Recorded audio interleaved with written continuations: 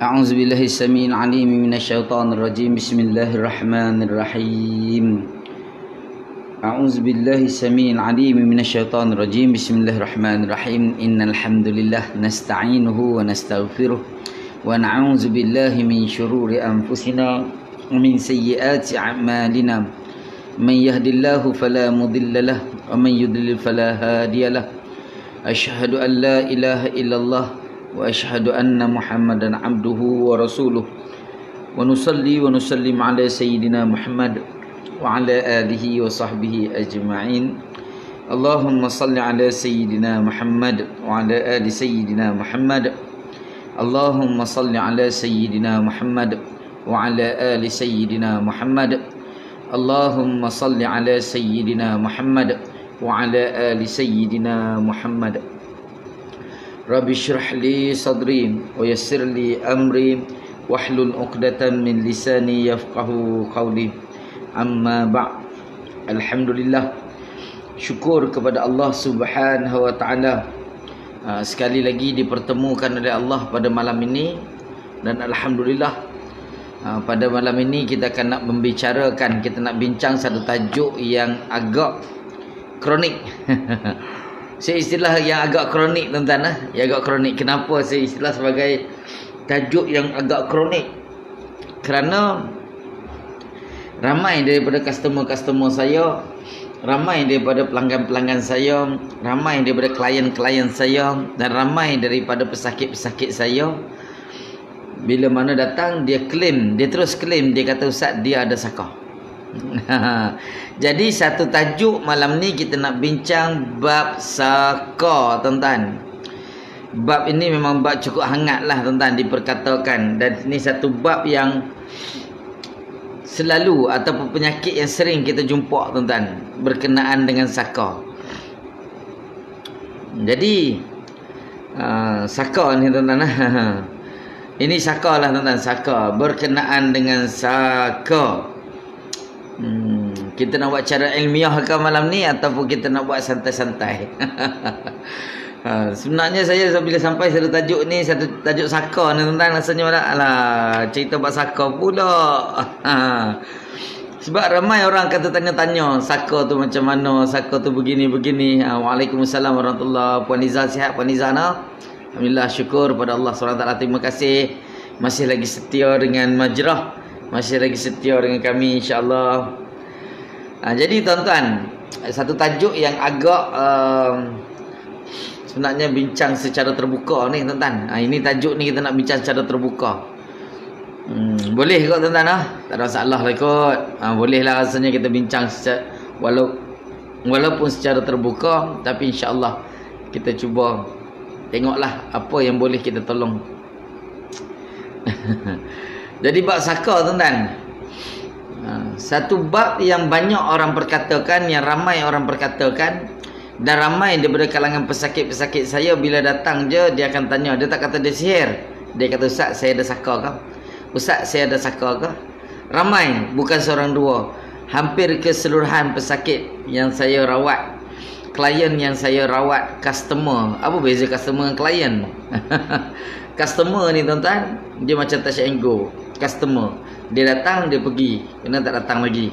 Kalau klien ni, tuan-tuan, dia datang, dia pergi, lepas tu nanti dia ulang 2-3 kali dia ulang. Itu kita istilah sebagai klien. Kalau customer ni, dia datang, pergi teruslah. Sama ada dia buat rawatan lain ataupun dah sihat ataupun tak sihat, ataupun tidak ada perubahan, wallahu alam. Mudah-mudahan ada perubahannya, tuan-tuan. Mudah-mudahan ada perubahan, insya-Allah. Sebab tu tak datang kot. Dah sihat. Jadi tuan-tuan dan puan-puan, muslimin muslimat yang dirahmati Allah sekalian, Waalaikumsalam warahmatullahi wabarakatuh. Pada semua sahabat, sekali dah saya jawab, tuan-tuan, untuk semua sekali. Jadi tuan-tuan, cerita bab sakar. Sakar, tuan-tuan, satu benda yang kita kata saya tak akan sebut, saya tak akan bagi tahu, dan saya tak akan sahkan. Jika saya benar-benar pasti baru saya sahkan. Kalau saya tak pasti, saya tak sahkan bahawa itu sakar. Tuan-tuan, sebab ramai daripada kalangan yang perawat, ramai daripada kalangan klien yang datang, tuan-tuan, dia terus tanya, Ustaz saya ada sakar ke? Dia kenapa dia kata demikian? Sebab tuan-tuan, biasanya pesakit yang datang ni kepada kita, tuan-tuan, bukanlah kali pertama dia buat rawatan biasanya tuan-tuan. Kebiasaannya bukan kali pertama dia buat rawatan. Waalaikumsalam warahmatullahi wabarakatuh. Sihat Sanina? Alhamdulillah, syukur kepada Allah Subhanahu Wa Taala. Bukan kali pertama yang dia buat rawatan. Ada yang kali pertama, tapi kalau yang bukan kali pertama, makna sebelum-sebelum ni dia pernah buat rawatan. Dan ada kebanyakannya menyatakan bahawa ini saka. Ini saka. Itu yang membimbangkan dia. Balik tak boleh tidur, tak boleh makan. Sedangkan dia penyakit lain, tapi bukan penyakit saka. Wallahu alam lah, wallahu alam. Mudah-mudahan kita dilindungi oleh Allah Subhanahu Wa Taala. Jadi saka ni apa tuan-tuan? Saka. Tengok dalam surah Yasin, firman Allah Subhanahu Wa Taala, A'udzubillahi minasyaitonirrajim. Bismillahirrahmanirrahim.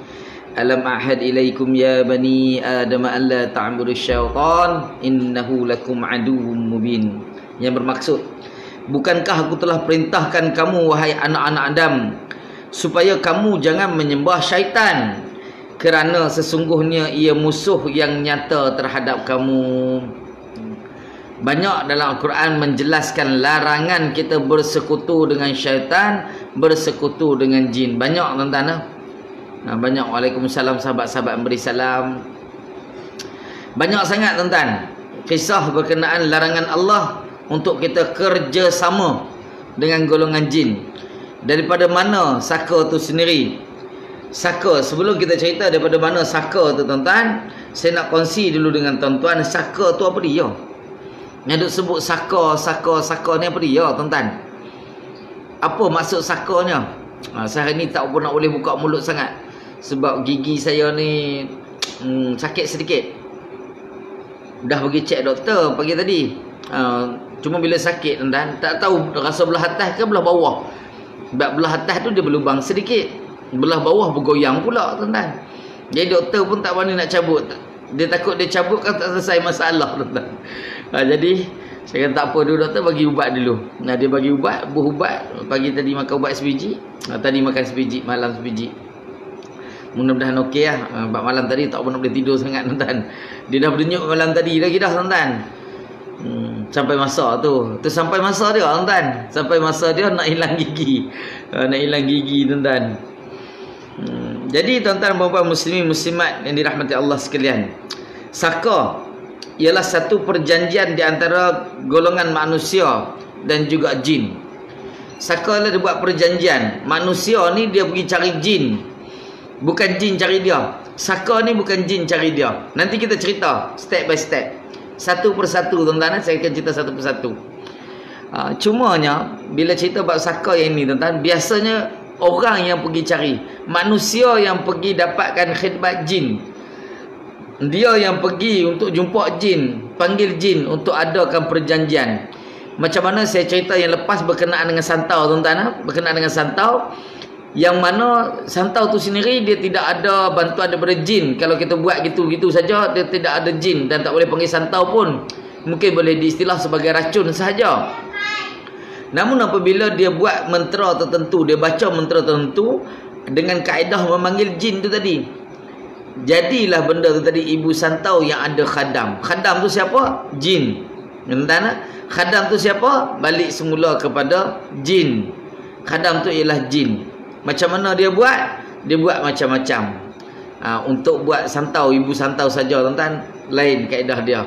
Untuk perjanjian, cuma ini biasa kita dengar, benda ni biasa berlaku di zaman tok nenek kita dulu tuan-tuan.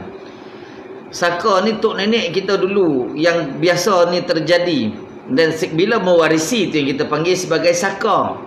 Dan mula-mula diambil tu bukan kita istilah sebagai saka dah. Dia buat perjanjian awal. Bila dia buat perjanjian, wallahualam, kadang-kadang kita pun mungkin tak pernah jumpa tok nenek kita tu, moyang kita tak pernah jumpa pun. Tapi dia buat perjanjian. Asal dia buat perjanjian. Dia buat perjanjian bagaimana? Nak jaga kebun, jaga tanah, jaga rumah. Dan sebab itulah tak semua dan tak semua. Tapi kadang-kadang ada orang duk bercerita, orang tua dulu duk bercerita. Dia ni jangan pergi ya, rumah ni ada saka bahaya. Dan ada saka bahaya. Tak apa selesa sikit tuan-tuan. Sambil-sambil ya tuan-tuan ya. Tak apa selesa sangat. Okey tuan-tuan. Dia buat perjanjian. Perjanjian ni dia buat macam mana? Buat MOU tuan. Ada MOU. Ada perjanjian di antara kedua belah pihak. Dengan kedua-duanya ada persetujuan masing-masing. Persetujuan macam mana? Wallahu alam. Sebagai contoh yang saya buat pada malam ini, contoh kita minta saka tadi, jin tadi jaga kebun kita. Jangan sampai orang masuk ambil pisang aku, ambil getah aku, curi durian aku, curi sawit aku. Contoh tuan-tuan, saya buat contoh. Dia pun buat perjanjian dengan jin. Jin dia kata boleh, aku boleh tunggu hang. Cuma dia ada kaedah nak panggil tuan-tuan. Ada kaedah nak panggil. Tuan-tuan seru je tuan-tuan. Tuan-tuan seru saja nama jin tuan-tuan, ataupun panggil jin tu tadi, dia akan datang tuan. Jin cukup suka kalau manusia seru dia, nak bersekutu dengan dia tuan-tuan. Dia cukup suka jin ni tadi tuan-tuan. Dia akan datang. Tuan-tuan seru saja. Tapi ada tempat-tempat tertentu, waktu-waktu tertentu tuan-tuan nak kena seru tuan-tuan. Kalau nak tahu yang tu kena PM tepi, DM tepi. Tak ada, saya pun tak tahu tuan-tuan tu. Saya pun tak tahu tuan-tuan. Dia ada kaedah panggilan-panggilan yang dia perlu panggil untuk buat perjanjian tadi. Dan tuan-tuan, bila mana kedua-dua ni bertemu, dia tak bertemu lah tuan, kadang-kadang dengar suara. Tapi biasanya tuan-tuan, bila mana dia nak buat perjanjian, dia akan jelma. Dia akan jelma bentuk yang bukan bentuk asal dia lah. Sama ada bentuk orang ke, atau berbentuk haiwan ke. Tapi biasa berbentuk orang lah tuan-tuan. Dia akan jelma berbentuk orang. Dia buat perjanjian. Contoh orang ni manusia tadi, dia buat perjanjian supaya jin ni tadi kena jaga kebun dia. Jin ada tak syarat? Dah tentulah ada syarat juga. Boleh dengan syarat aku nak rumah aku logam. Aku nak duduk pada logam. Contoh, aku nak duduk pada logam. Pada apa aku nak duduk pada kerih ke? Zaman tu kerih tu, kerih parang, tombak tuan-tuan. Dia tahu. Okey, pertama. Kadang-kadang dia buat perjanjian pun, dia kata, tak apa, aku bagi hang rumah, boleh tak hang duduk kat kerih ni? Dia kata boleh, jin kata boleh, tidak ada masalah, aku boleh duduk kat kerih ni. Tapi dengan syarat juga, selain daripada rumah, aku nak makan. Aku makan tak banyak, sepurnama sekali saja. Kau mesti asap beri aku makan asap. Aku nak makan asap. Jadi tuan-tuan yang mana makan asap tu adik-beradik dia. Yang mana makan asap sekarang ni tuan-tuan, tu adik-beradik dia. Jangan marah tuan-tuan. Okey. Jadi tuan-tuan dan puan-puan muslimin muslimat yang dirahmati Allah sekalian, dia pun asap limau kan. Tuan-tuan, limau dengan logam, logik akal mana boleh kena. Dia akan jadi karat tuan-tuan. Tapi untuk perjanjian tadi dia kena sepuh, kena basuh dengan limau. Syarat dia kena basuh dengan limau. Mujuk dia jenis limau. Kalau toyol tuan-tuan, dia akan minta susu ibu, darah ataupun madu. 3 benda ni tuan-tuan. Dia akan minta susu ibu, darah atau madu. Dah. Pandai-pandailah tuan-tuan buat perjanjian yang tu. Dia ada kaedah dia. Hak tu kalau nak PM tepi, DM tepi. Tak ada lah tuan. Saya cuma cakap, saya tak ada. Saya tak pandai yang tu. Tapi macam mana nak dapatkan, saya tahu macam mana. Saya sendiri tak pernah buat tuan. Kita tak pernah buat benda-benda macam tu. Cuma kita tahu kaedah dia. Sebab bila kita tahu asal kejadian dia dengan apa, mudah tuan-tuan. Mudah. Saya ingat waktu saya duduk satu tempat tuan-tuan, orang duk mengadu lah. Hilang tu hilang ni. Dia ada kaedah dia rawatan, ada kaedah. Nanti sampai buat toyol lah saya cerita. Mana ni saya nak cerita buat saka dulu. Tapi jadi saka tuan-tuan. Jadi saka. Mula-mula ambil saka toyol. Dia toyol tapi perjanjian dengan jin dia tadi ialah jadi saka tuan-tuan. Tetap jadi saka juga. Ada perjanjian dengan darah. Kalau darah tu tuan-tuan, selagi dia boleh hisap, dia hisap darah. Biasa dia hisap dengan ibu jari kaki. Di ibu jari kaki kebiasaannya dia hisap darah. Ada tuan-tuan yang kita jumpa bila saya dah balik ke rumah tuan-tuan. Balik ke rumah, besok dia mak dia datang. Mak dia datang tuan-tuan. Mak toyol. Dia ada orang bela dia tuan-tuan, yang bela dia panggil mak tuan-tuan. Dia panggil mak. Orang yang bela dia tu dia panggil mak tuan-tuan. Dia ada datang tuan-tuan. Datang bagi balik anak aku, dia tu. Tapi kita tak mau gaduh, tak mau gaduh. Saya kata boleh nak bagi balik dengan syarat jangan duduk kat sini, saya kata. Dengan syarat pindah lah. Okeylah aku pindah dia tu. Dia pindah kan. Lepas tu memang rumah dia tu dia pindah sungguh tuan-tuan, dia pindah. Lepas tu baru senyap, tak ada lagi kesnya tuan-tuan. Tak ada lagi kesnya.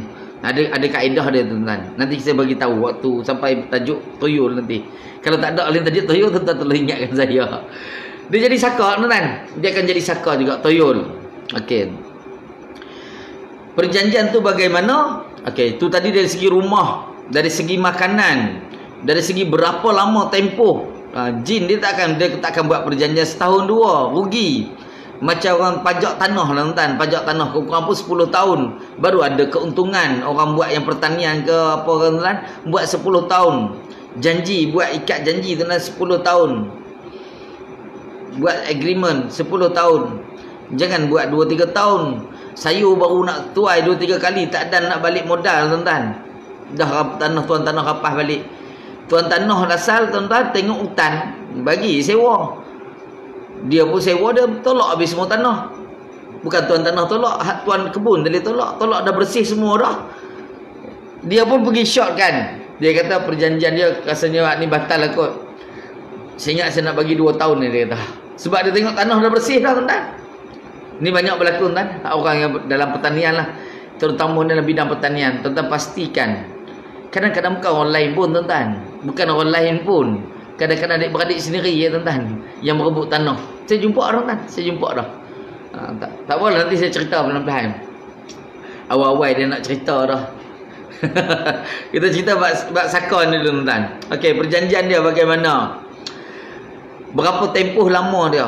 Biasa dia akan ambil 7 keturunan. 7 keturunan tuan-tuan. Kebiasaannya, siapa keturunan terakhir Masuri, dia Langkawi.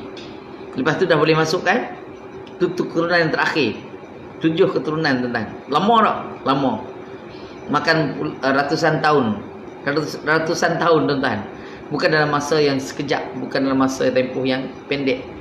Itu okey lagi. Ada yang perjanjiannya selagi ada keturunan.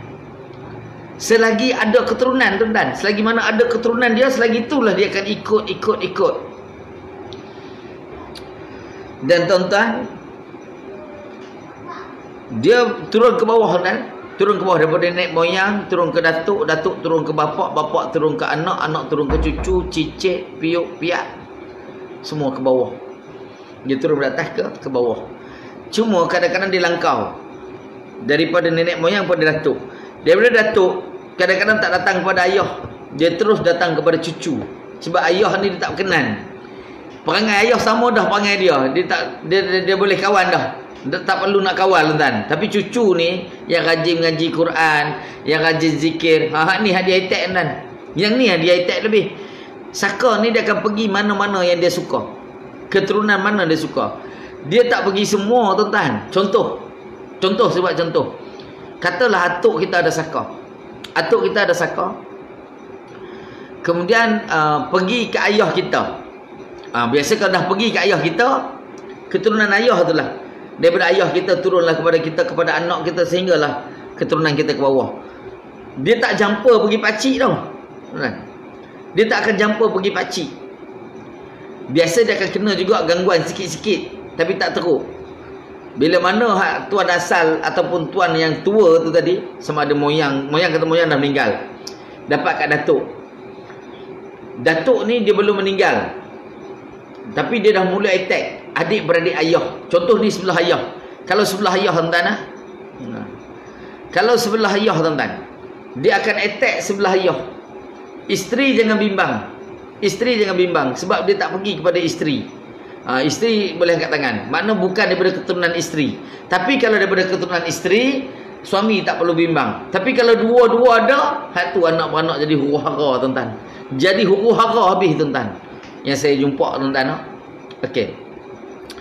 Dan bila dah jumpa tadi, sewaktu daripada atuk tadi, adik-beradik ayah ni tak kira lah yang ada lelaki ke, pakcik ke, makcik ke, tak tahu kepada siapa. Sebab masing-masing ada simptom dia. Sebab apa? Sebab yang orang tua ayah ni tadi, atuk ni tadi masih hidup.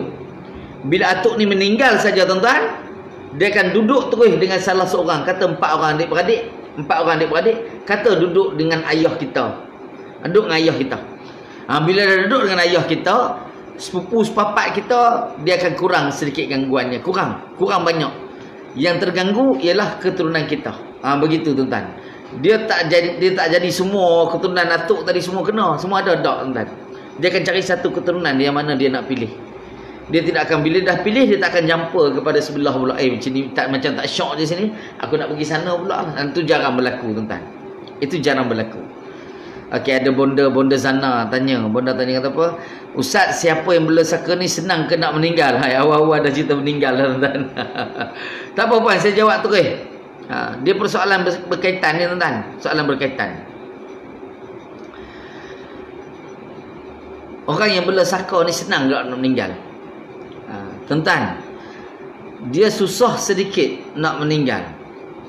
Susah sedikit nak meninggal tuan-tuan. Bagi yang ada saka. Kadang-kadang dia sakit lama, makan tahun. Mudah dia nak tengok tuan-tuan. Mudah nak tengok. Dia sakit lama, tapi makannya kuat. Paling mudah tengok bab makan. Makannya macam berselera. Tak macam orang sakit makan, yang pertama. Yang kedua, mulut celupak. Mulut celupak tuan-tuan. Maki hamun lah apa semua tuan-tuan. Semua. Yang ini tadi ada tuan-tuan. Tapi yang maki hamun ni kena cek betul-betul lah. Kadang-kadang dia bukan jenis tu. Jenis orang tak pernah sakit. Dia tak pernah sakit. Tiba-tiba dia sakit tuan-tuan. Tak lepas bangun. Memang dia akan maki hamun tuan-tuan. Dia akan maki hamun. Dia akan motor-motor. Dia akan jerit-jerit tuan-tuan. Okey, kemudian ada beberapa simptom lagi. Nanti sampai bab tu nanti saya akan cerita tuan-tuan. Jadi saya cuba nak jawab serba sedikit bagi puan yang agak faham sedikit. Biasanya yang berkaitan dengan saka ni susah nak meninggal tuan-tuan. Susah nak meninggal. Sebab itulah kalau kaedah rawatan tradisional, kalau kaedah rawatan kampung orang tua-tua dulu tuan-tuan, dia akan buka bumbung. Kena bagi nampak langit. Kena bagi nampak langit. Yang pertama. Yang kedua, kena buka tangga, anak tangga bongsu. Sebab orang tua-tua buat begitu kenapa? Sebab dulu rumah-rumah atas bumbung tak ada siling. Tak ada siling tuan-tuan. Kalau rumah kita tuan-tuan duduk pula di Lembah Kelang, duduk kondo tingkat 3, atas kita ada 19 tingkat lagi. Agak-agak tuan-tuan nak buat macam mana tu tuan-tuan? Takkan nak tebuk lantai orang atas. Bang, nak tebuk lantai sebab ayah saya ada saka nak bagi nampak langit. Mati duduk semula pun dia takkan bagi tuan-tuan. Macam mana nak buat? Sebab itulah kena ambil lah saka tu tadi. Senang je tuan-tuan. Ambil saka tu tadi. Semua tak mahu. Ustaz, takkan kita nak ambil? Ada kaedah rawatan. Kalau orang yang dah nak meninggal tu susah, saya cuba bantu. Atau tuan-tuan boleh buat sendiri. Nanti saya akan kongsikan. Cuma kena kuat betul tuan-tuan. Nak tu kena kuat. Kalau tuan-tuan tak kuat, nanti ganggu tuan-tuan pula. Ada kaedah dia tuan-tuan. Kalau yang susah nak meninggal, dan biasanya orang berkaitan saka ni tuan, tak semua, tapi pengalaman saya tuan-tuan, yang jumpa orang yang berkaitan saka ni tuan-tuan, kalau betul benda tu ada, saya akan datang cek, saya akan tengok, saya akan ruqyah, kita akan baca ayat tertentu, kita akan cek.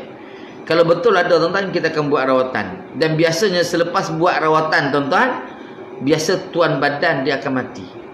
Tuan badan akan mati. Kebiasaannya. Saka tu akan berlega. Selepas tuan badan mati, dia akan cari keturunan. Sebab itulah saya kalau buat rawatan yang berkaitan saka, hari kedua selepas kematian saya akan datang balik rumah tersebut. Saya akan jumpa balik ahli keluarga tersebut. Dengan saya buat rawatan keseluruhan ahli keluarga. Sebab bila lepas meninggal, kan orang semua balik biasanya. Yang mana duduk dekat-dekat semua akan dapat balik. Bila dah balik semua tuan-tuan, hari kedua dia jarang balik lagi. Hari kedua sebab malam kan dia biasa, selepas hari ketiga baru mereka balik. Biasanya begitulah tuan-tuan. Sebab mereka ada buat tahlil, buat apa doa selamat ke apa doa lah tuan-tuan. Tahlil lah biasanya mereka akan buat. Jadi bila ramai tu ada tuan-tuan, semua keturunan dia ada. Kita nak semua keturunan ada, jangan ada satu pun yang tertinggal kalau boleh. Sebab tu saya akan buat rawatan yang saka, kata saka ni rawatan susulan selepas yang kita buat rawatan mula tadi meninggal. Lepas dia meninggal, katakanlah meninggal petang tadi, pagi besok atau petang besok, mana dah selesai semua urusan jenazah, katalah petang tadi atau malam ni yang selesai semua, pagi besok atau petang besok saya akan datang balik rumah tadi, kita akan buat rawatan whole family, keseluruhan ahli keluarga, keseluruhan keturunan. Waktu itu kita dah tahu dah boleh jumpa kepada siapa. Sebab bila kita buat rawatan terus ada tindak balas, salah seorang sahaja, bukan semua, tak. Seorang saja daripada kalangan keluarga akan ada tindak balas. Yang seorang inilah kita akan asingkan. Waktu ini kita akan pisahkan selama-lamanya. Pisahkan terus. Sebab apa tuan-tuan? Inilah paling mudah, waktu yang paling mudah untuk kita putuskan. Pasal apa? Sebab belum jadi darah daging. Itu cerita dia. Sebab dia belum jadi darah daging. Jadi mudah kita nak buang, mudah kita nak pisahkan. Okey tuan-tuan, itu antara dia lah. Dia susah sedikit nak meninggal. Paling mudah susah lah nak meninggalnya. Okey, Gaban tanya. Ni Gaban tanya tuan-tuan. Okey, Ustaz, apa jenis gangguan saka dari segi fizikal? Dari segi fizikal ni banyak sangatlah, banyak. Antara dia tuan-tuan, kalau kita perhatikan, kalau kita ambil salah satu ataupun 2-3 contoh, biasa dia panas baran. Panas baran yang melampau, tuan-tuan. Panas baran yang melampau. Kemudian bila saka ni mula ganggu, kalau dalam dia dah berumah tangga, dia akan ganggu hubungan rumah tangga. Macam sihir pemisah. Tapi bukan sihir pemisah. Bila mana dia ada saka, saka dia ganggu. Saka ni dia tak suka. Terutama kalau yang belum berkahwin, dia akan kacau supaya pasangan ni tadi, orang ni tadi tidak berkahwin. Kalau berkahwin, dia jadi susah nak dapat zuriat. Kalau dah ada mengandung, dia kerap keguguran. Ini dari segi fizikal. Dan juga kita akan rasa badan kita kerap lebam. Badan kita kerap lebam. Dan juga kita akan rasa sangat berat di bahagian bahu, bahagian tengkuk ni, bahagian sini tuan. Kita akan rasa sangat berat. Itu dan juga kerap bermimpi. Selain daripada fizikal tuan-tuan, selain daripada fizikal, kerap bermimpi benda-benda yang, contoh, orang mati datang jumpa kita bagi barang, hulur barang, apa-apa barang, terutamanya berkaitan dengan kain.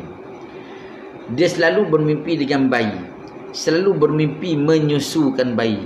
Kerap tuan-tuan, selalu ataupun kerap tuan-tuan. Itu tuan-tuan biasanya berlaku. Kalau dalam hidup dari segi fizikal, kadang-kadang dia shut down, dia ada masalah mental tiba-tiba tuan-tuan.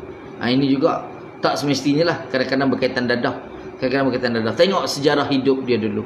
Kalau dia tidak ada ambil dadah, tak ada sejarah hidup, tak ada benda-benda yang mengakibatkan dia boleh shut down tadi, kemungkinan besar dia ada masalah saka tu tadi tuan-tuan.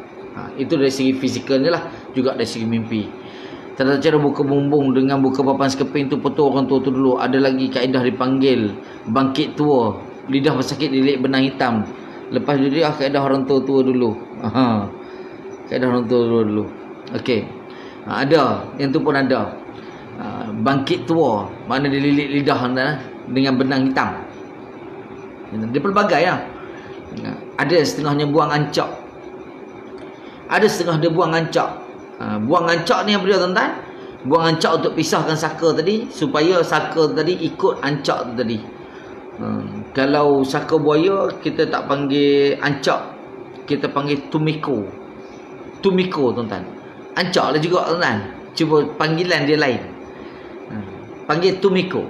Tumiko tuan-tuan, dia kena hanyutkan dia air. Saka tu dia akan ikut dengan air.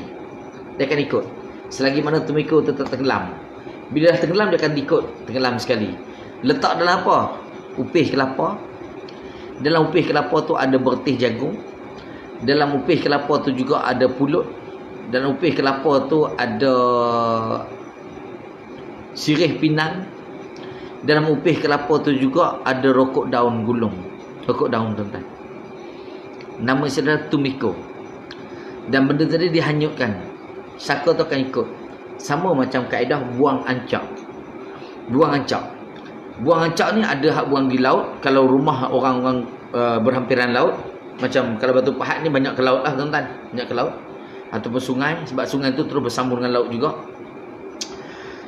Dan kalau orang yang macam bukan dekat dengan laut, dia akan pergi ke hutan.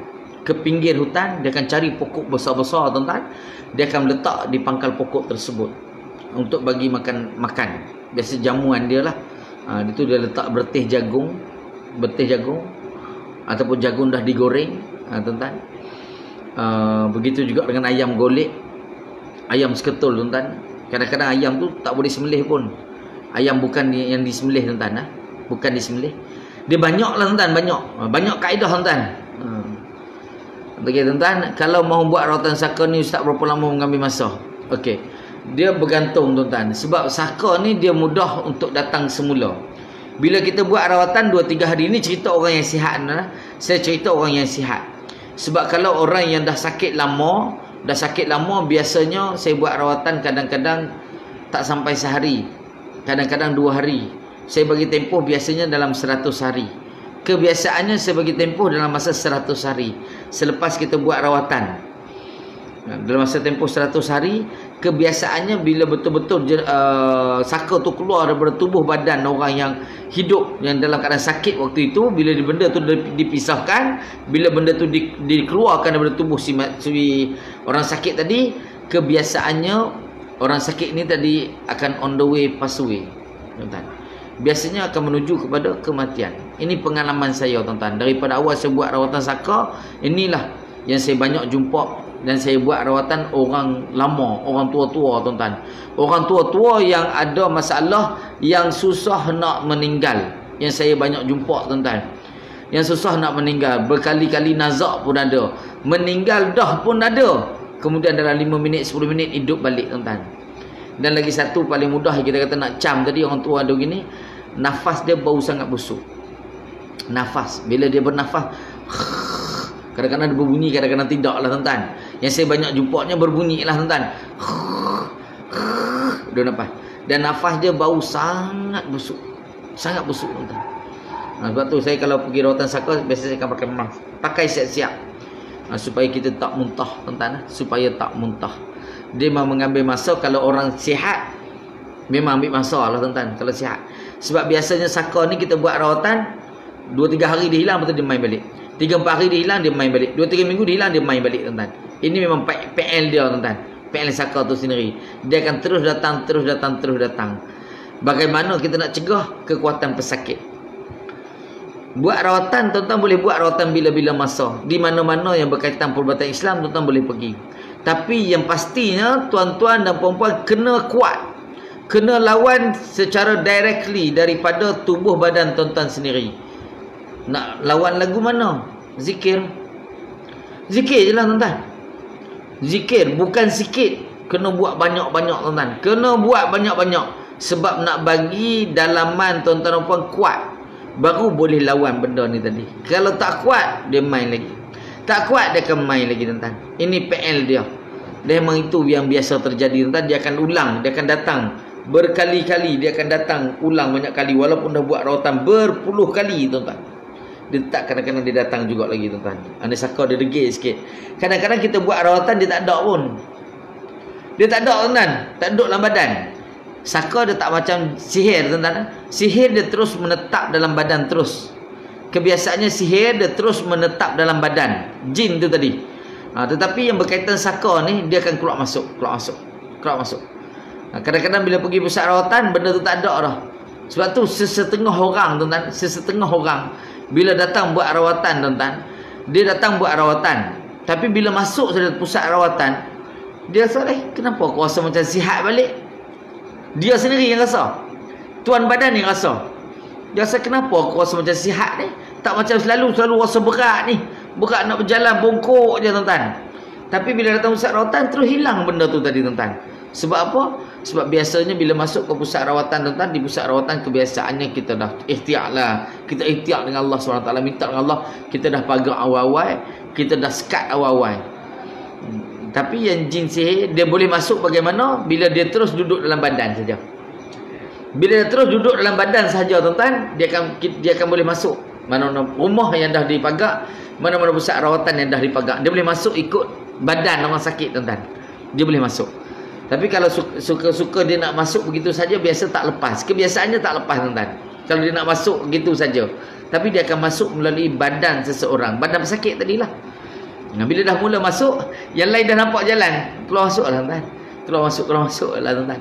Sebab tu di pusat rawatan mula-mula terbuka kita akan pegang. Tapi lepas tu bila dah terbuka, susah nak tutup balik dah tuan.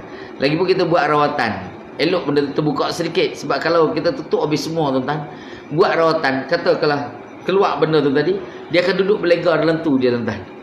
Tak pergi mana, tak ada jalan keluar tuan. Tak ada pintu nak keluar. Sebab tu kadang-kadang pusat rawatan terbuka open je tuan. Open je. Yang penting ialah perawat tu sendiri. Bila orang buka pusat rawatan, perawat tu sendirilah dia kena hardcore lah sedikit, dia kena kuat sedikit, kena lebih daripada orang lain sedikit tuan, supaya dia sendiri boleh protect. Bukan sekadar nak protect diri dia tuan, malahan perawat ni dia kena fikirkan juga keluarga. Sebab jin ni kadang-kadang dia tak boleh kacau perawat dengan kacau ahli keluarga tuan. Tu masalah dia tuan, main dengan jin ni tuan. Jahat-jahat sungguh tuan. Jahat-jahat sungguh. Okey. Ada cara ke nak buang saka yang turun? Susah kan? Dia susah sedikit. Kalau masih sihat. Tapi kalau dia dah benda tu ada pada orang tua kita, lebih mudah sedikit nak buat rawatan. Lebih mudah sedikit. Terutamanya kalau orang tua tu tadi dah dalam keadaan sakit, derita sakit 3-4 tahun, 2-3 tahun. Dan sakit tu kita tengok pelik lah tuan. Doktor kata tak sakit apa pun, tapi dia sakit. Tuan. Contoh ni lah. Jin saka ni Ustaz, bolehkah kita hapuskan atau bunuh? Adakah kaedah dalam Islam? Okey. Jin dia macam manusia juga tuan. Jin macam manusia juga. Dia ada yang mati, ada yang hidup. Cuma kalau tanya saya secara peribadi tuan, jangan bunuh. Nanti dia akan berdendam. Jangan bunuh. Kita halau keluar saja. Halau keluar, dan pesakit hendaklah diberikan amalan. Pesakit kena bagi amalan. Jangan buat banyak. Tuan-tuan, jangan suruh dia buat amalan sampai 1 muka surat, 2 muka surat. Jangan bagi amalan banyak. Bagi satu, bagi dia fokus dengan satu ayat, tapi buat istiqamah, buat betul-betul, buat banyak-banyak. Bukan bagi satu buku. Bagi satu buku tuan-tuan, suruh puan balik, puan amalkan semua ni. InsyaAllah buku tu akan jadi suci dalam debu tuan-tuan. Kertas kita ataupun zikir-zikir kita tu akan jadi suci dalam debu lagu tu tuan-tuan. Sehari 2 mungkin dia buka, akhir dia tengok lama banyak sangat kan, dia pun menyampah nak buat, tinggal. Sebab tu saya kebiasaannya kalau dalam kaedah rawatan berkaitan ini, berkaitan saka ke sihir ke tuan-tuan, mana kaedah rawatan berkaitan gangguan lah tuan-tuan, saya akan bagi 1 atau 2 ayat saja. Biasanya akan bagi 1. Kecuali kalau dia dah mula, dia dah ada zikir dia sendiri, saya tambah dengan saya punya. Saya kata tambah sedikit. Yang dah buat teruskan, cuma tambah sedikit.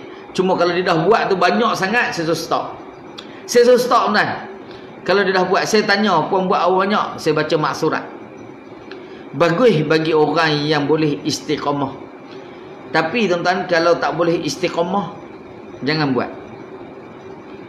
Boleh baca, bukan untuk benteng diri. Boleh baca, tu semua dengan asbab. Dengan asbab. Allah yang lindungkan kita tuan-tuan. Boleh baca. Tapi tuan-tuan, pengalaman saya jumpa tuan-tuan, bila kita suruh baca satu maksurat tuan-tuan, dia baca minggu pertama je insya-Allah. Minggu kedua gaib. Buku-buku pun hilang tuan-tuan. Sebab tu saya suka bagi 1 ataupun 2 ayat saja. Kalau boleh jangan bunuh. Jangan bunuh jin tu tadi. Sebab dia akan ganggu kita balik. Dia akan berdendam tuan-tuan. Dia akan berdendam. Kalau tidak berdendam, dia berdendam dengan kita, tapi dia akan ganggu keluarga kita juga tuan-tuan. Kalau jin yang jenis berdendam. Tapi memang dia akan berdendam macam manusia tuan-tuan. Tuan-tuan, macam manusia. Ada orang datang main katok adik kita. Contoh, katok adik kita, ketuk adik kita, belasah adik kita sampai mati. Kita rasa lagu mana? Undang-undang, ya kita tahu undang-undang, tapi kita rasa lagu mana? Kalau boleh kita pun nak bunuh dia juga. Kalau boleh, tapi sebab ada undang-undang tuan-tuan. Kita terikat dengan undang-undang tu tadi. Kalau boleh kita nak bunuh dia juga. Sebab hukum hudud, bunuh, balas, bunuh tuan-tuan. Dengan cukup syarat lah tuan-tuan. Balas kena, kalau bunuh kena balas, bunuh tuan-tuan. Jadi tuan-tuan, lebih baik jangan. Kalau saya lah, kalau tanya pendapat saya, orang lain wallahualam. Orang lain wallahualam. Dia pelbagailah kaedah tuan-tuan. Sebab guru siapa saja jangan bunuh. Jadi saya cerita pada tuan-tuan, mana yang terbaik, jangan bunuh. Lukakan, sakitkan. Maksud sakitkan ni tuan-tuan, contoh tuan-tuan, bila jin tu susah nak keluar badan. Istilah ni tuan-tuan, kalau kita sebut sini jadi takut jadi isu tuan-tuan, jadi isu. Sebab ini dalam kaedah perubatan tuan-tuan. Ini dalam kaedah perubatan. Tuan-tuan PM saya PM saya, dia ada kaedah dia tuan-tuan. Ada kaedah untuk kita baca ayat ruqyah tadi tuan-tuan. Kita sakitkan dia, seolah macam kita toreh sikit. Dia akan sakit tuan. Sakit dia akan keluar. Kita pun kalau kita sakit, kita akan lepas. Bila kita sakit, kita akan lepas. Sama konsep dengan jin pun. Bila dia sakit, dia akan lepas. Dia akan keluar. Bila dia keluar tu terus blok sakit. Ada ayat penutup dia tuan-tuan. Ada ayat penutup. Ada ayat kunci supaya jin tadi susah nak masuk balik. Sempatlah pesakit tadi balik amalan. Dia buat amalan. Sebab tu amalan saya tak suka bagi banyak-banyak tuan-tuan. Cukup satu je ataupun dua paling banyak tuan-tuan. Satu ataupun dua saja. Dua tu dah banyak dah tuan-tuan. Saya jarang bagi dua. Saya akan bagi satu saja ayat amalan. Bergantung pada tuan-tuan sendiri ya. Tuan-tuan nak bagi amalan apa? Bergantung pada pesakit. Dia bukan semua sama. Bukan semua sama tuan-tuan. Tak boleh hentam kromo. Mana boleh sama tuan-tuan. Dia ni sakit ni, amalan dia gini. Dia ni sakit ni, amalan dia gini. Tak boleh kita semua sekali dengan satu ayat nak rawat semua sekali. Tak boleh tuan-tuan. Kita berpandukan kepada masalah dia tadi. Kalau sihir perpisah, apa yang sesuai untuk dia? Kalau dia kena sihir pengasih, apa yang sesuai untuk dia? Dia kena sihir, nak buat rangkum kesalahan sihir, ada kaedah dia. Nak yang saka punya, ada kaedah, ada ayat-ayat dia. Yang tu tuan-tuan cuba carilah tuan-tuan, cuba cari. Kalau tuan-tuan nak tahu juga, yang tu nanti kita bincang ni dalam bab saka nanti. Jauh lagi tuan-tuan, jauh lagi. Banyak lagi tuan-tuan yang kita nak bincang tuan-tuan. Okey tuan-tuan, itu antara dia lah, antara dia. Jadi tuan-tuan, perempuan muslimin muslimat yang dirahmati Allah sekalian. Jadi kalau cerita bab saka ni, dia memang begini tuan-tuan. Sebab ramai kita beranggapan bahawa kita ada saka. Tak semua tuan-tuan, tak semua. Kadang-kadang hanya sedikit sahaja. Boleh saya katakan daripada kebanyakan pesakit yang datang, kebanyakan klien yang datang jumpa kita balik ni tuan-tuan, yang berulang kali tuan-tuan, dia bukan masalah saka. Kadang-kadang ni mindset. Banyak duduk di sini tuan-tuan, mindset dia. Bila kita betulkan balik mindset dia tuan-tuan, automatically dalam rumah dia jadi okey. Automatically dalam rumah dia jadi elok. Tak semualah tuan-tuan, tapi kebanyakan saya jumpa ialah mindset yang kita perlu setting semula. Kita perlu tanamkan sifat-sifat yang bagi dengar benda-benda positif kepada dia tuan-tuan, kepada pesakit, kepada klien tu tadi tuan-tuan. Jangan tanamkan yang negatif. Tapi kalau orang nak cari makan, mudah aja. Tu je cerita dia tuan-tuan. Kalau nak cari makan, mudah datang orang tahu awak ada saka. Oh, saka tak ada kat awak, saka ada kat rumah. Kalau kat rumah tu macam saya ambil lah dalam 1,000 atau 2,000 dia kata. Untuk rawat tu, untuk habislah, saya akan buat habis. Bukan dalam 2-3 ribu lah, dia kata 2-3 ribu. Satu rumah 3,000, 10 rumah 30,000. Tu cerita dia tuan-tuan. Kadang-kadang tak semua tuan-tuan, tak semua. Tapi kadang ada yang ambil kesempatan tuan-tuan. Ada yang ambil kesempatan. Jadi tuan-tuan, saya dah bagi dah semalam ayat amalan. Yang saya bagi bonus ayat amalan. Tuan-tuan amallah. Amallah tuan-tuan. Yang garam, cara garam tadi boleh buat tuan-tuan. Kalau tuan-tuan rasa runsing dalam rumah, rasa tak seronok dalam rumah, rasa bergaduh dengan pasangan suami isteri dalam rumah, anak-anak kita jadi cepat marah, kita jadi garang sangat dengan anak-anak, tuan-tuan buat kaedah garam yang saya bagi tahu semalam. Yang saya bagi tahu semalam. Nanti saya akan post. Saya tak post lagi. Wallahualam, saya rasa saya tak post lagi tuan-tuan tu. Tak sempat. Saya tak post lagi kan? Dalam FB saya rasa. Saya tak post lagi. Saya akan post dalam FB saya. Dalam FB saya tuan-tuan, saya akan post cerita kaedah nak buat rawatan tu tadi tuan-tuan. Itu kaedah nak rawat. Sebab tu saya letak pusat rawatan saya tuan-tuan, mantap jiwa rawat hati. Tuan-tuan rawat hati tuan-tuan. Bagi kuat jiwa kita. Kuat jiwa kita ialah dengan zikrullah. Dengan zikir-zikir memuji kebesaran Allah. Carilah apa-apa zikir. Biasanya kalau berkaitan dengan gangguan saya akan bagi contoh lah. Contoh, saya bagi contoh. Ini contoh tuan-tuan. Dia ada masalah. Masalah contohkanlah kata gangguan. Saya istilah sebagai gangguan. Gangguan ni banyak tuan. Salah satu ayat yang saya akan berikan kepada pesakit, kepada klien saya, iaitu doa Nabi Yunus dalam perut ikan. La ilaha illa anta subhanaka inni kuntu minaz zalimin. Kena buat banyak. Kena buat banyak. Ribu-riban. Bukan sikit-sikit. Kena buat banyak tuan-tuan. Kenapa perlu buat banyak? Bagi badan kita kuat. Bagi rohani kita kuat tuan-tuan. Bagi rohani kita kuat. Kita jasmani kita kuat dah, duk makan pagi sarapan, sat lagi kudapan pula, lepas tu sat lagi makan tengah hari, lepas tu makan tengah hari, minum petang pula, makan malam. Siapa pula malam tuan-tuan? Sebelum tidur 6 kali sehari kalau pergi kursus. Kalau pergi kursus 6 kali sehari tuan-tuan, makan kenyang, makan saja tuan-tuan. Lah tak ada kursus tuan-tuan. Okey, saya belum bagi lagi kan amalan tu. Okey, tak apa, nanti saya type dululah. Saya masukkan, bagi cantik-cantik sedikit tuan-tuan. Amalan tu tadi siapa-siapa pun boleh buat tuan-tuan. Yang kaedah nak rawat diri sendiri, kaedah nak rawat rumah, kaedah nak rawat kediaman, kaedah nak rawat kereta, kaedah nak rawat kenderaan, kaedah nak rawat kedai. Sama saja tuan-tuan. Boleh buat kaedah yang saya bagikan semalam. Yang mana tak dengar, boleh buka yang semalam punya bab santau. Dalam bab santau yang semalam berapa bulan tuan? 4 bulan kan? 5. Semalam 5 hari bulan. Yang 5 hari bulan tuan tengok. Yang saya live pada 5 hari bulan waktu malam. Tuan tengok di situlah. Di situ ada. Saya dah cerita agak lengkap. Itu amalan yang diamalkan kebanyakan perawat-perawat tuan-tuan. Kebanyakannya. Jemput minum dulu tuan-tuan. Kering tekak lah.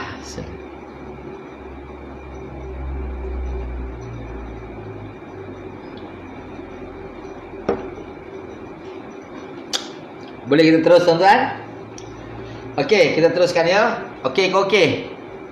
Okey, kita teruskan sedikit lagi. Okey, contohnya mak ayah atau nenek pandai perbubuhan. Ini contoh. Tadi tu yang saya cerita, saka dari segi yang jaga kebun. Yang jaga kebun tuan-tuan. Okey, bagus Bonda Zana Aisyah, bagus. Zikir tu jadikan amalan. Amalan harian. Buat banyak-banyak. Kalau tuan-tuan fokus pada satu ni pun tuan-tuan, insya-Allah mudah-mudahan tuan-tuan, yang ini multifunction tuan-tuan. Ayat-ayat doa Nabi Yunus dia multifunction. Dia boleh guna pelbagai tuan-tuan. Multifunction. Tapi kena buat banyak-banyak bagi sebati dengan diri kita. Bila mana kita tak buat, kita rasa aku belum zikir lagi, ataupun aku benda apa aku belum buat lagi ni. Lain semua dah buat dah. Teringat zikir aku belum buat. Doa Nabi Yunus aku belum baca. Itu makna dia dah mula sebati dengan tubuh badan kita tuan-tuan. Dia mula sebati. Kita sampai ingat. Macam lah tuan-tuan. Dah hampir setahun kita keluar pakai pelitup muka, pakai mask. Jadi tabiat tak tuan-tuan? Tabiat. Dan dia akan sampai bila tuan-tuan? Nanti sampai bila-bila pun tuan-tuan, kita akan cari mask. Nak keluar je kita akan cari, nak keluar je kita akan cari. Sebab virus tuan-tuan dia akan makan masa sedikit. Mungkin 2-3 tahun tuan-tuan baru betul-betul reda lah tuan-tuan. Baru betul-betul reda. Wallahualam. Wallahualam. Itu wallahualam lah sampai bila. Tapi kalau ikut kawan-kawan yang dulu bercerita tuan-tuan, dia kata mungkin akan sampai 2-3 tahun baru dia akan reda betul-betul tuan-tuan. Yang berkenaan COVID ni tuan-tuan lah. Wallahualam lah, saya pun tak berani nak komen sangat tuan-tuan, sebab bukan kepakaran kita tu tuan-tuan. Bukan kepakaran kita. Cuma dia juga makhluk Allah. Sebab kuman tuan-tuan, kuman juga adalah makhluk Allah. Jadi cara kaedah rawatan untuk dia selain daripada kuarantin tu tadi tuan-tuan, ialah dengan Al-Quran. Dengan Al-Quran. Banyak baca Al-Quran, banyak zikir tuan-tuan. Saya bulan 11 saya kena. Bulan 11 saya kena tuan-tuan. 24 bulan saya ambil swab.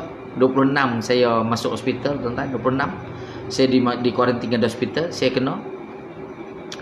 Dan seluruh ahli keluarga saya selepas beberapa hari itu semua masuk.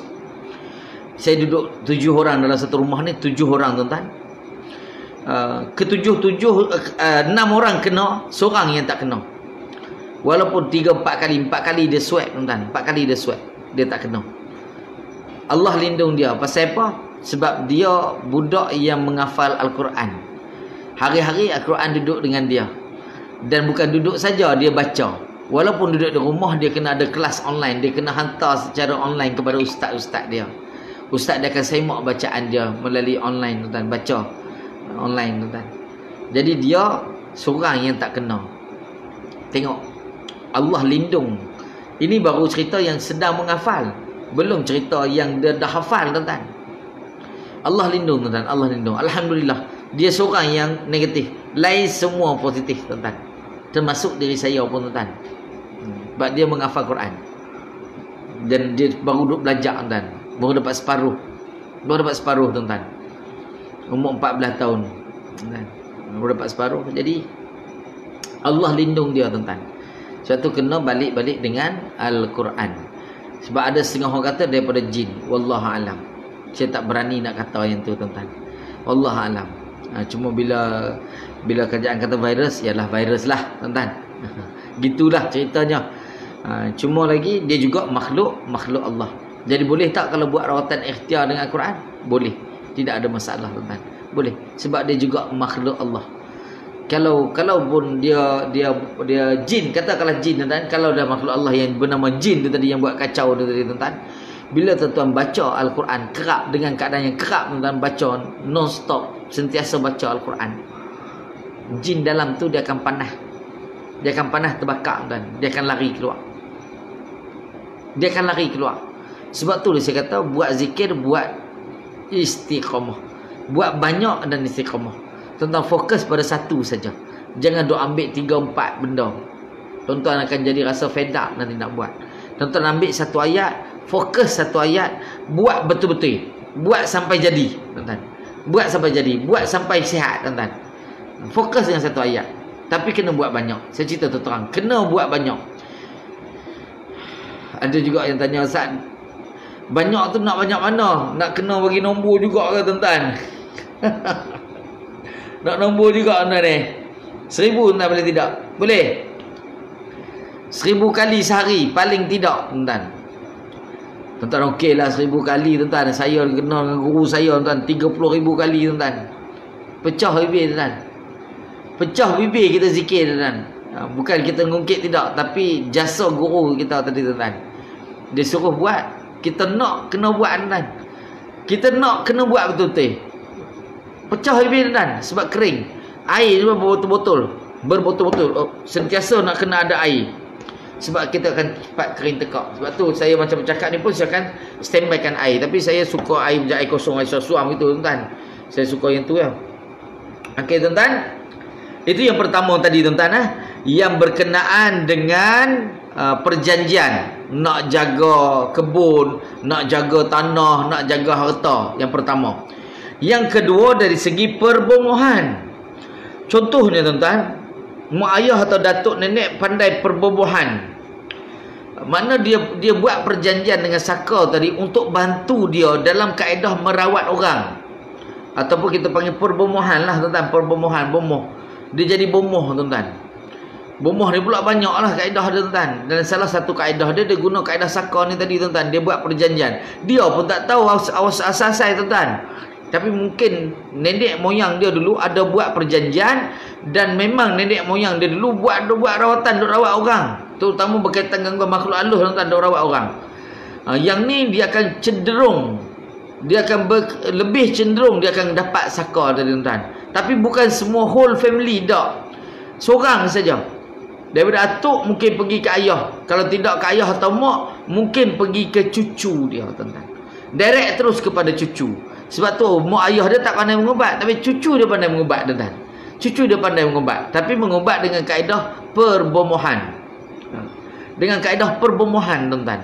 Dengan kaedah benda tu datang tolong dia. Itu paling mudah, tuan-tuan. Mana saka tu tadi, jin tu tadi, khadam tadi datang tolong dia buat rawatan, tuan-tuan. Dan tuan-tuan, kalau dari segi perbomohan, tuan-tuan, dia banyak.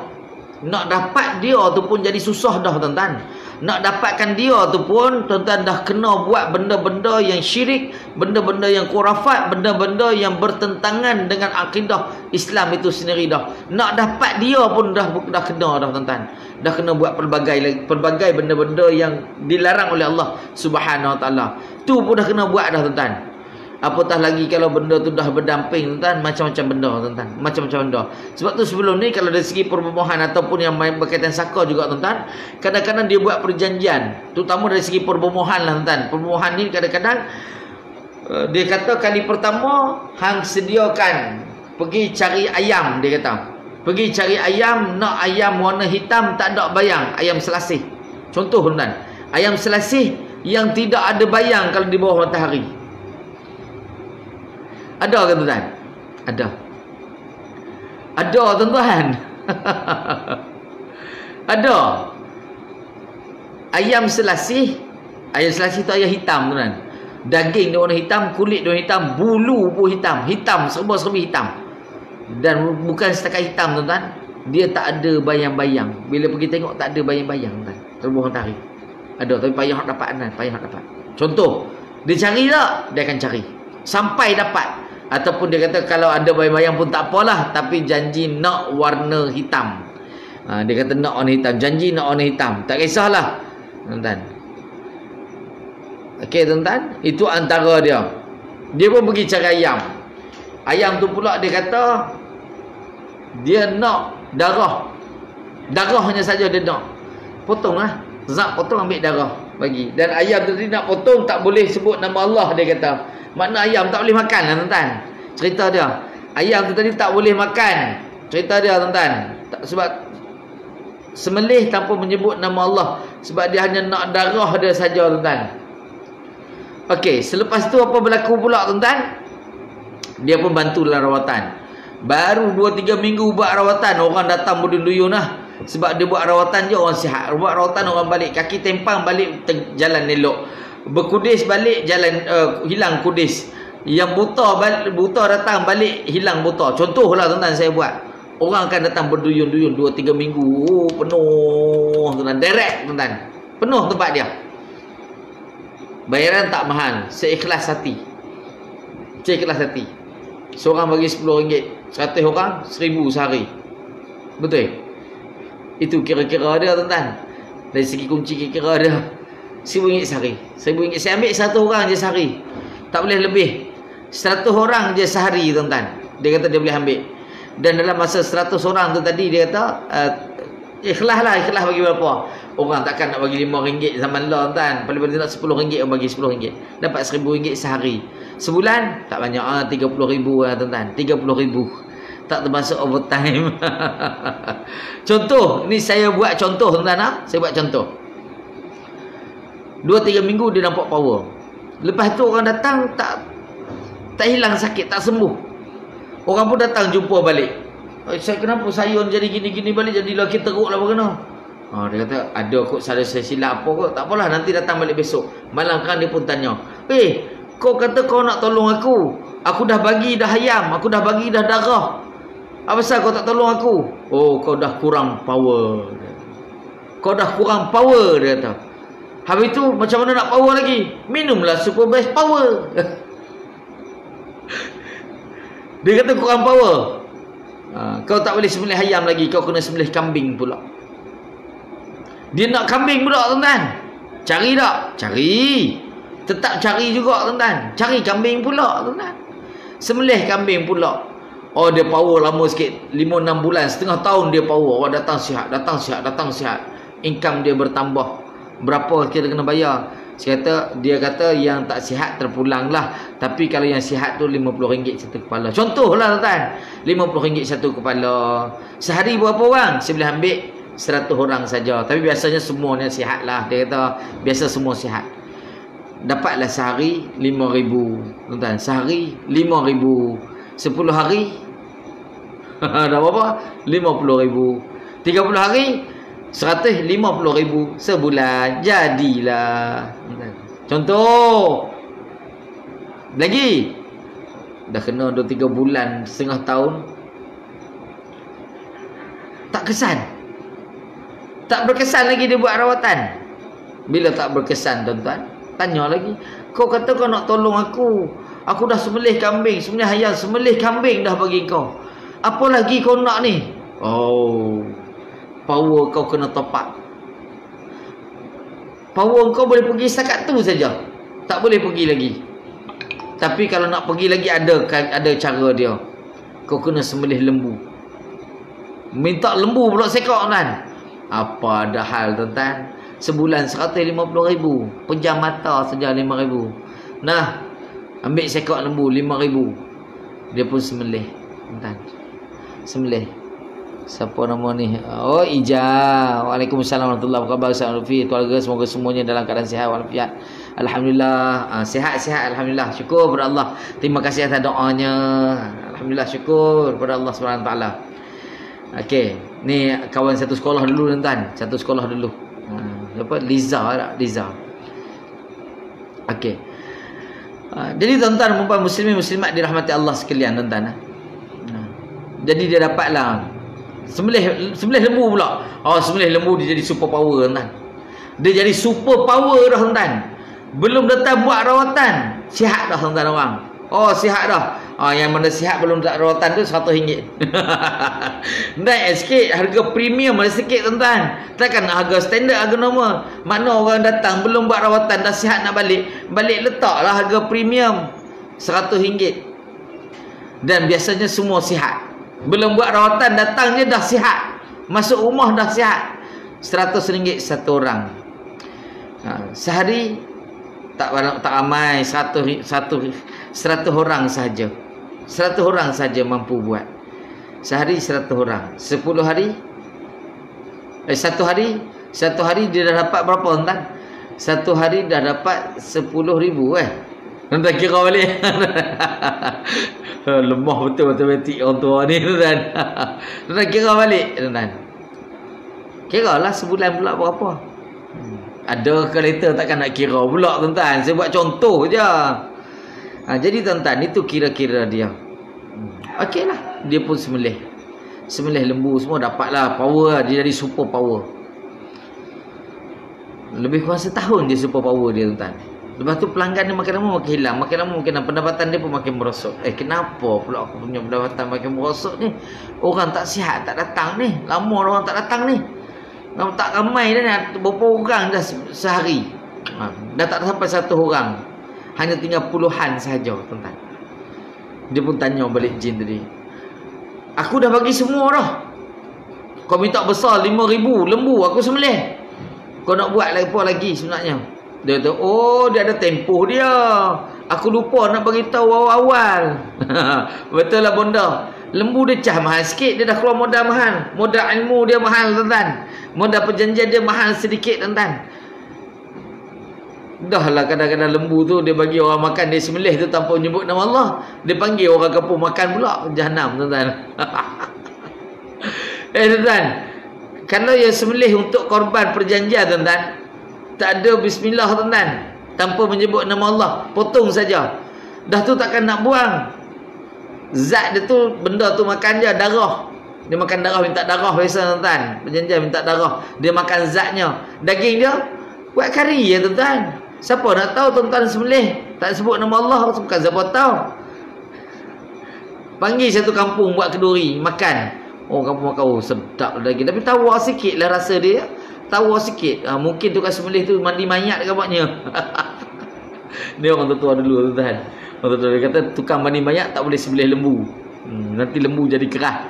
Dia teknik tuan-tuan, teknik dengan kaedah. Mungkin betul juga ada orang tua dulu, mungkin betul. Tapi saya setakat hari ni ialah saya belajar adalah cara teknik kan. Teknik kita sembelih dan teknik kita ikat lembu tu macam mana tuan. Ni kita buat lembu nanti panjang cerita dia tuan. Jangan cerita. Kita nak habiskan bab saka dia tuan.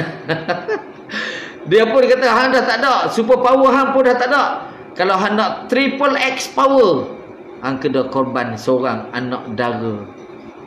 Dia sanggup buat tuan. Sanggup buat. Sebab dia dah dapat apa sebelum-sebelum ni. Sekarang ni tuan-tuan, yang buat rawatan tadi tu, dia tu yang khadam ke ataupun jin tu yang khadam dia?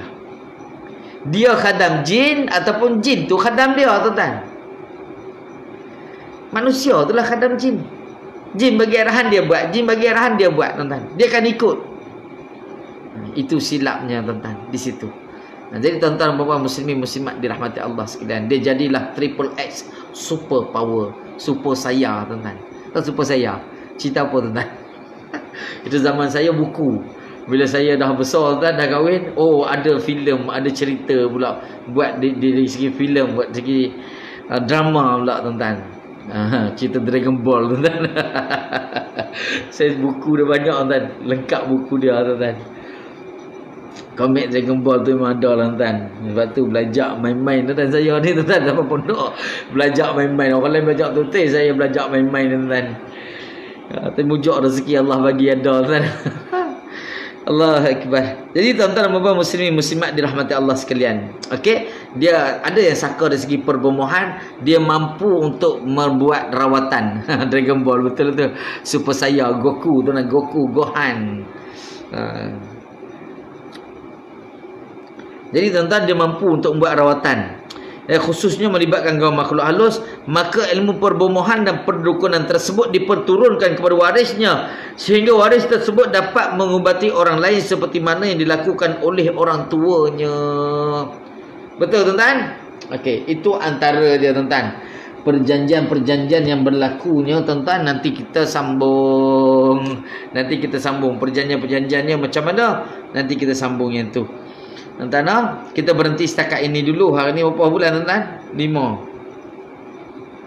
5 bulan 2, InsyaAllah. Jadi tuan-tuan, puan-puan muslimin muslimat, itu serba sedikit.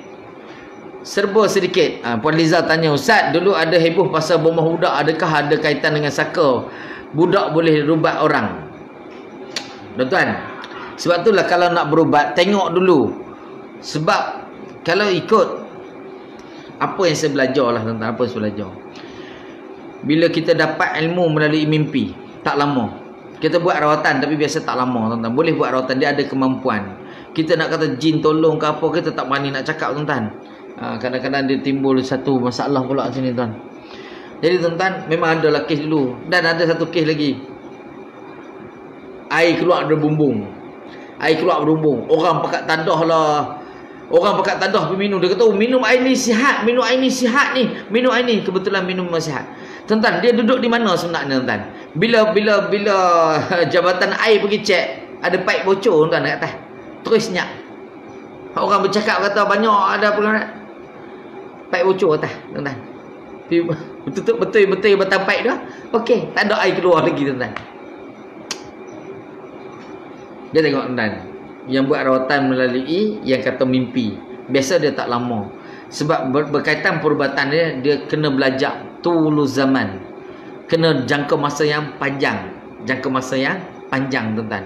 Bukan jangka masa yang sekejap, sekelip mata. Tidur hari ni, besok dia jadi bomoh. Tidur hari ni, besok dia boleh buat rawatan. Ada, tuan-tuan, ada. Memang banyak berlaku lah, tuan-tuan. Dia dapat, dia kata ilmu tu melalui mimpi. Dia buat rawatan. Cuma dalam mimpi tadi dia tak boleh terima bayaran. Contoh, dia tak boleh terima bayaran. Tapi kalau nak sedekah, boleh sedekah. Ada yang jenis begitu, tuan-tuan. Wallahualam lah, wallahualam. Tapi betul juga macam puan cakap tu, adalah budak boleh berubat orang. Dia kadang-kadang mindset, tuan-tuan. Mindset kita. Sebab tu saya kata berkenaan dengan air tadi, tuan-tuan. Yang air ikut bumbung tadi, tuan-tuan. Bila pergi cek paip bocor. Tapi sebelum tu orang sakit sihat, tuan-tuan. Sihat. Sebab apa? Sebab orang yang sebelum datang, air ni bagus. Tak tahu daripada mana punca dia. Dia boleh keluar ke atas ni. Kita tadah buat minum. Orang pakat berangkut lah tuan rumah. Tak ada besen lah. Tak ada besen duit. So, RM5, RM1, RM5, RM10, RM10, RM20, RM50, RM100. Orang masuk nak bayar. Tuan-tuan. Dia tak semua lah, tuan-tuan. Tak salah tuan rumah, tuan-tuan. Kalau saya pun saya tadah juga besen, tuan-tuan. Mungkin besar lagi pada tu, tuan-tuan. Mungkin besar lagi, tuan-tuan. Tapi tuan-tuan, dia mindset. Mindset kita, tuan-tuan. Bila kita makan ubat ni, dengan izin Allah, sihat. Sihat, tuan-tuan. Sebab tu bila kita pergi buat rawatan di tempat, yakin Allah akan sihatkan kita, mungkin melalui perawat yang kita jumpa ni. Yakin dengan Allah, tuan-tuan.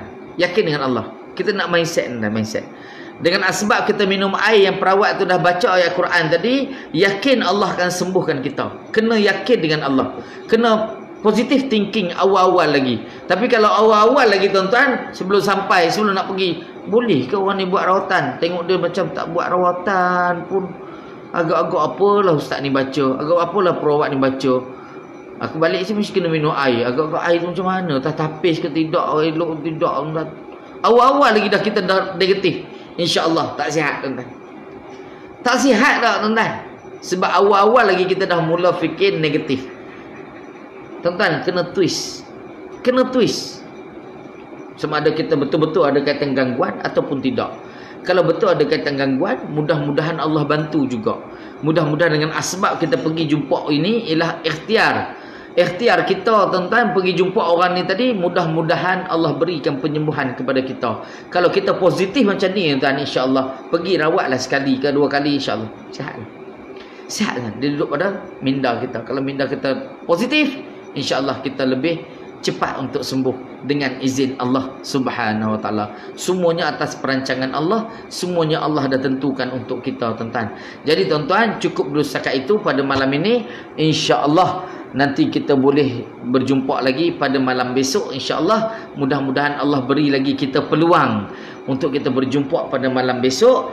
Dan mudah-mudahan tuan-tuan dan puan, saya doakan mudah-mudahan tuan-tuan dan puan besok masih buat saka lagi tuan-tuan. Masih buat saka lagi, kita lebih dalam sedikit lagi tuan-tuan. Ini belum cerita tanda-tanda banyak lagi tuan-tuan. Wih, banyak lagi buat saka ni. Saka ni dia banyak sedikit tuan-tuan. Dia banyak sedikit, bukan banyak sikit, banyak-banyak tuan-tuan.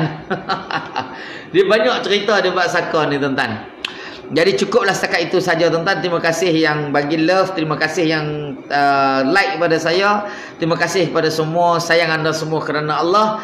Dan mudah-mudahan Allah lindungi tuan-tuan dan puan daripada terkena sebarang malapetaka, daripada sebarang bencana, penyakit, wabak dan juga virus tuan-tuan. Mudah-mudahan insya-Allah tuan-tuan dan puan muslimin muslimat dirahmati Allah sekalian. Saya juga doakan tuan-tuan agar kaya dunia, kaya akhirat, senang dunia, senang akhirat. Tuan-tuan, bila kita senang dunia, kita boleh buat macam-macam untuk bekalan ke alam akhirat. Mantap jiwa, rawat hati. Jangan biarkan hidup anda diselubungi. Assalamualaikum warahmatullahi wabarakatuh. Bye-bye.